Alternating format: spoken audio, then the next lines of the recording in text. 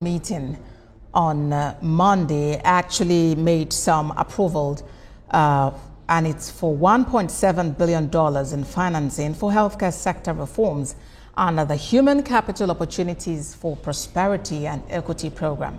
Additionally, 4.8 billion naira was also allocated for HIV treatment. Kemi Balogun has more. Really looking at parts of the big bureaucracy where there has been tremendous waste and fraud and abuse. In January 2025, the U.S. administration under President Donald Trump implemented a 90-day freeze on foreign aid, which included funding for the president's emergency plan for AIDS relief.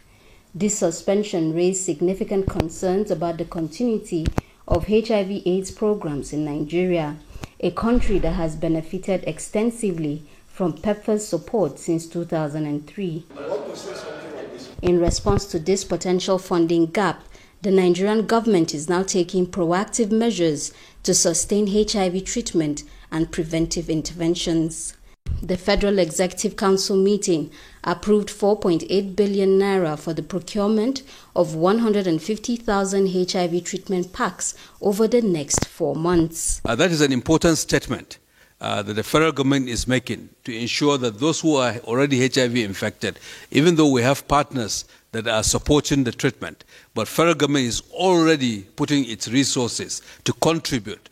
And we see that that is a signal that the support that the government is providing to those who are vulnerable. The total financing of those two projects under the HOPE agenda, the Human Capital Opportunities for Prosperity and Equity program.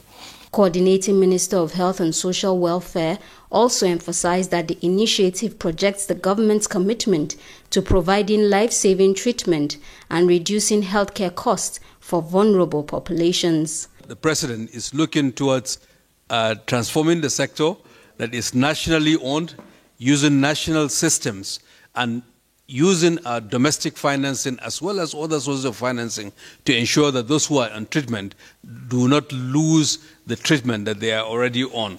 In the past, Nigeria has domestically funded interventions. A multi-ministerial committee made up of representatives from various ministries and the Governors Forum has been established to develop a transition and sustainability plan to mitigate potential funding disruptions. Kemi Balogun, TVC News, Abuja.